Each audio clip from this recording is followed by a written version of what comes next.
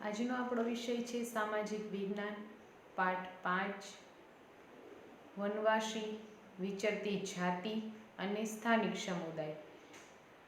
છેલ્લે આપણે આગળના વિડીયોમાં છે એ સ્થળાંતરિત એટલે કે ઝૂમ ખેતી વિશેની વાત કરેલી હતી। હવે આપણે આજે જોવાનું છે અહોમ વિશે જોવાનું છે। તો અહોમ એ એક જનજાતિ જ છે। અહોમ લોકો છે એ 13મી સદીમાં હાલના મ્યાનમારથી આવી અસમની બ્રહ્મપુત્ર નદીના ખીણ વિસ્તારમાં વસ્યા। અહોમ લોકો છે એ 13મી સદીમાં એટલે કે હાલ છે મ્યાનમારથી આવી અને અસમની બ્રહ્મપુત્ર નદીના ખીણ વિસ્તારમાં વસવાટ કરવા લાગ્યા। તેમણે ભૂયા એટલે કે ભૂસ્વામી અથવા તો જમીનદારની જૂની રાજકીય જે વ્યવસ્થા હતી એ રાજકીય વ્યવસ્થાને છે એને બદલી અને એક નવા રાજ્યની સ્થાપના કરી। 16મી સદીમાં છે એ ચૂંટીઓ ઈસવીસન 1523 અને કોચ હાજો ઈસવીસન 1581 રાજ્યોને છે એ પોતાના રાજ્યમાં ભેળવી અને આસપાસની જે જનજાતિઓને છે એ જીતી એક વિશાળ અહોમ રાજ્યની સ્થાપના કરી। આ જે બંને જાતિઓ છે એ 16મી સદીમાં ચૂંટીઓ અને કોચ હાજો રાજ્યોને છે એ પોતાના રાજ્યમાં છે એ ભેળવી અને આસપાસની જે જનજાતિઓ છે એને જીતીને એક વિશાળ અહોમ રાજ્યની સ્થાપના કરી। 17મી સદીમાં તો તેઓ દારૂગોળો અને તોપોનું નિર્માણ પણ કરી શકતા હતા। 17મી સદીમાં છે એને દારૂગોળો અને તોપોનું નિર્માણ પણ કરી શકતા હતા। જો કે દક્ષિણ પશ્ચિમથી અહોમ લોકો છે એ લોકો પર ઘણા આક્રમણો પણ થયા એટલે કે હુમલાઓ પણ થયા। ઈસવીસન 1662માં મીર જુમલાના નેતૃત્વ હેઠળની મુઘલ સેના સામે બહાદુરીથી લડવા છતાં તેઓ હાર્યા। કે ઈસવીસન 1662માં છે એ મીર જુમલાના નેતૃત્વ હેઠળ એટલે કે એને કહેવા હેઠળ મુઘલ સેના હતી એ મુઘલ સેના સામે બહાદુરીથી લડવા છતાં પણ તેઓ જીતી શક્યા નહીં, તેઓ હાર્યા। પરંતુ એ વિસ્તાર પર હુમલાનું પ્રત્યક્ષ પ્રભુત્વ છે લાંબા સમય સુધી ટકી શક્યું નહીં અને અહોમ રાજ્ય છે બળજબરીપૂર્વકના શ્રમ પર આધારિત હતું। જે લોકો પાસે રાજ્ય માટે બળજબરીથી કામ કરાવાતું તે પાઇક કહેવાતા।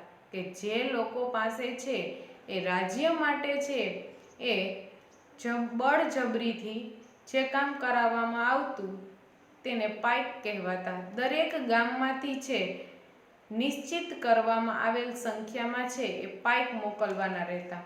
કે આજે જે લોકો પાસે છે એ બળજબરીપૂર્વક છે એ કામ કરાવવામાં આવતું એવા દરેક ગામમાંથી છે એ નિશ્ચિત લોકોની સંખ્યા હતી કે નિશ્ચિત કરવામાં આવેલ જે સંખ્યા છે એ સંખ્યામાં છે પાઇક મોકલવાના રહેતા કે આટલા લોકોને છે તમારે મોકલવા પડશે। તો દરેક ગામમાં છે એ લોકોની સંખ્યા છે એ નિશ્ચિત કરેલી હતી।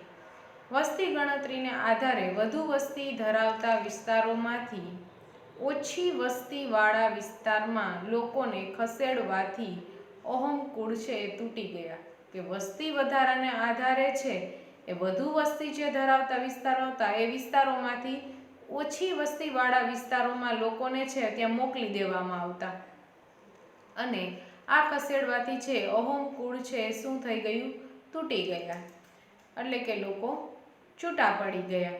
17મી સદીના પ્રથમ દશકમાં વહીવટ વ્યવસ્થા છે કેન્દ્રીકૃત બની ગઈ અને વર્તમાન કાયદાઓ અને જોગવાઈઓ અનુસાર કોઈ વ્યક્તિ પાસે છે બળજબરીપૂર્વક કામ કરાવવું એ ગુનો ગણાય છે। કે 17મી સદીના જ્યારે પ્રથમ દશકમાં છે વહીવટ વ્યવસ્થાનું છે એ કેન્દ્રીકૃત જ્યારે બન્યું એ પછી જે વર્તમાનમાં કાયદાઓ બનાવવામાં આવે કાયદાઓ અને એની જોગવાઈ અનુસાર કોઈ વ્યક્તિ પાસે બળજબરીપૂર્વક કામ કરાવવામાં આવતું નહીં અને જો કામ કરાવવામાં આવે તો તેને ગુનો ગણાતો, જે આપણે સૌ જાણીએ છીએ। આ જનજાતિના તમામ પુરુષ પુરુષો છે એ તમામ પુરુષો છે યુદ્ધના સમયે સેનામાં જોડાતા, કે આ જનજાતિના જે પુરુષો છે એ પુરુષો જ્યારે યુદ્ધના સમયે છે એ સેનામાં છે એ જોડાતા અને અન્ય સમયમાં સિંચાઈ વ્યવસ્થા જેવા સાર્વજનિક કાર્યો કરતા. અહોમ લોકોએ ચોખાની ખેતીની નવીન પદ્ધતિઓ અમલમાં મૂકી અને અહોમ જાતિ છે એ અહોમ લોકોએ છે એ ચોખાની જે ખેતી હતી એ નવીન પદ્ધતિઓ અમલમાં મૂકી. અહોમ સમાજ છે એ કુળમાં વહેંચાયેલો હતો. તેમના કુળને ખેલ કહેવામાં આવતું. અહોમ છે એ અહોમ સમાજ છે એ કુળમાં વહેંચાયેલો હતો અને તેમને છે શું કહેવામાં આવતા? ખેલ કહેવામાં આવતું. ઘણા ગામો પર ખેલનું નિયંત્રણ રહેતું અને ઘણા ગામો પર છે એ એમનું નિયંત્રણ પણ રહેતું હતું, દેખરેખ પણ રહેતી હતી. ખેડૂતને ગામના સમાજ દ્વારા આપવામાં આવેલ જમીન ગામ સમાજની સંમતિ વગર રાજા પણ પાછી લઈ શકતો ન હતો. ખેડૂતોને છે એ ગામના સમાજ દ્વારા જે કાંઈ પણ ખેતી કરવા માટે જે જમીન આપવામાં આવેલી હોય એ સમાજ દ્વારા આપવામાં આવેલ જે જમીન છે, જમીન ગામ સમાજની સંમતિ વગર રાજા પણ લઈ શકતો નહીં. શરૂઆતમાં અહોમ લોકો છે જનજાતીય દેવતાઓ એટલે કે પ્રકૃતિના દેવતાઓની ઉપાસના કરતા હતા. રાજા દ્વારા મંદિરો અને બ્રાહ્મણોને જમીનનું દાન પણ આપવામાં આવતું અને આ રાજાઓ દ્વારા છે એ મંદિરોમાં અને બ્રાહ્મણોને પણ જમીનનું દાન આપવામાં આવતું. શિબસિંહ ઈસવીસન 1714 અને ઈસવીસન 1744ના સમયમાં છે એ હિન્દુ ધર્મ છે એ ત્યાંનો મુખ્ય ધર્મ બની ગયો હતો અને હિન્દુ ધર્મ અપનાવવા છતાં અહોમ રાજાઓએ પોતાની પરંપરાગત માન્યતાઓ છે સંપૂર્ણપણે છે એ છોડી નહીં. કે હિન્દુ ધર્મ અપનાવવા છતાં જે અહોમના રાજાઓ હતા, અહોમ રાજાઓએ પોતાની જે પરંપરા હતી એમાં એમની જે માન્યતાઓ રહેલી હતી એ માન્યતાઓને સંપૂર્ણપણે એ લોકોએ છોડી નહીં. અહોમ સમાજ એક અત્યંત સુસંસ્કૃત સમાજ હતો. કવિઓ અને વિદ્વાનોને જમીન દાનમાં આપવામાં આવતી અને અહોમ સમાજ છે એક અત્યંત સુસંસ્કૃત સમાજ હતો. કવિઓ અને વિદ્વાનોને જમીન દાનમાં આપવામાં આવતી અને નાટ્ય પ્રવૃત્તિને પ્રોત્સાહન આપવામાં આવતું. સંસ્કૃતની અગત્યની સાહિત્ય કૃતિઓનો સ્થાનિક સમાજમાં અનુવાદ કરવામાં આવ્યો હતો. જે બુરંજી નામની ઐતિહાસિક કૃતિને પહેલા અહોમ ભાષામાં અને પછી છે એ આસામી ભાષામાં લખવામાં આવી હતી. કે સાહિત્યિક કૃતિઓ છે એ સાહિત્યિક કૃતિઓ જે છે એ સ્થાનિક ભાષામાં છે એ અનુવાદ જ્યારે કરવામાં આવતો હતો ત્યારે બુરંજી નામની જે ઐતિહાસિક કૃતિ છે એ પહેલા છે અહોમ ભાષામાં અને ત્યાર પછી છે આસામી ભાષામાં છે લખવામાં આવી હતી. ત્યાર પછી છે એ તમને ડાંગી નૃત્યનું ચિત્ર જોવા મળે છે ને. તો ગુજરાતમાં છે ડાંગ અને અન્ય પૂર્વીય પટ્ટીમાં છે આવા જનજાતીય રાજ્ય જોવા મળતા હતા, જેમાં સંતરામપુર, દેવગઢ બારિયા તેમજ ડાંગની રાજ્ય વ્યવસ્થા જે હતી એ રાજ્ય વ્યવસ્થા અને સંસ્કૃતિ છે એ વિશિષ્ટ હતા એટલે કે અલગ હતા. તેમના તમાશા, ભવાડા અને ઠાકરિયા જેવા નૃત્યો વિશ્વ વિખ્યાત હતા. કેવા કેવા નૃત્યો હતા એના?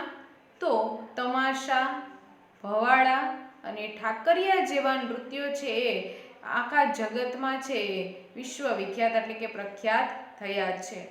ડાંગમાં ડાંગ દરબાર પ્રતિવર્ષ ભરાય એટલે કે પ્રતિવર્ષ ડાંગ દરબાર પ્રતિવર્ષ એટલે કે મેળાઓ ભરાય છે. તો ડાંગમાં ડાંગ દરબાર પ્રતિવર્ષ ભરાય છે, જેમાં રાજાઓને વર્ષાસન આપવામાં આવે છે. તો તમે ડાંગી નૃત્યનું છે એ ચિત્ર જોયું. હવે તમને કીધું છે ડાંગ દરબાર, તો હોળીનો તહેવાર હોય તે હોળીના તહેવાર દરમિયાન ડાંગ દરબાર છે યોજવાની શરૂઆત વર્ષો પહેલા થઈ છે. અને સરકારે ડાંગી રાજાઓ અને નાયકોને તેમના હકના બદલામાં વંશ પરંપરાગત શાલિયાણું આપવાનું નક્કી કર્યું, જે આજે પણ ચાલુ જ છે. હવે જ્યારે સમય બદલાતો તો બદલાતા સમયમાં નવી જનજાતિઓનું માળખું છે એ કેવી પ્રકારનું હતું, કેવું આયોજન હતું, તો 16મી અને 17મી સદી સુધીના જે જનજાતિના ઇતિહાસને આપણે છે એ સમજવાનો પ્રયત્ન કર્યો. પરંતુ કાળાંતરમાં અનેક જનજાતિઓમાં વ્યાપક છે પરિવર્તન આવ્યું. તેમણે છે વર્ણ આધારિત સમાજ અને આદિવાસી સમાજના લોકોના એકબીજા સાથેના સંપર્કને કારણે બંને સમાજમાં છે એ પરિવર્તન જોવા મળ્યું. વિવિધ જનજાતિઓએ જુદી જુદી આજીવિકા અપનાવી અને જો સમાજ અને સમય જતાં છે એ તેમાંની ઘણી જનજાતિઓ જાતિ આધારિત સમાજનો ભોગ બની. જોકે ઘણી એવી જનજાતિઓએ હિન્દુ ધર્મ અને જાતિ વ્યવસ્થાથી મોટે ભાગે છે દૂર રહી અને કેટલીક જનજાતિઓએ તો સુસંગઠિત વહીવટ વ્યવસ્થા ધરાવતા મોટા શક્તિશાળી રાજ્યોની સ્થાપના કરી, જેથી તેઓને તેમાંથી મોટા અને વધુ જટિલ સામ્રાજ્યોએ છે સાથે એને સંઘર્ષ પણ થયો હતો. અહીં છે આપણો પાઠ પૂર્ણ થાય છે અને સ્વાધ્યાયના જે પ્રશ્નો છે એ સ્વાધ્યાયના પ્રશ્નો છે એ તમારે તમારી નોટબુકમાં લખવાના રહેશે.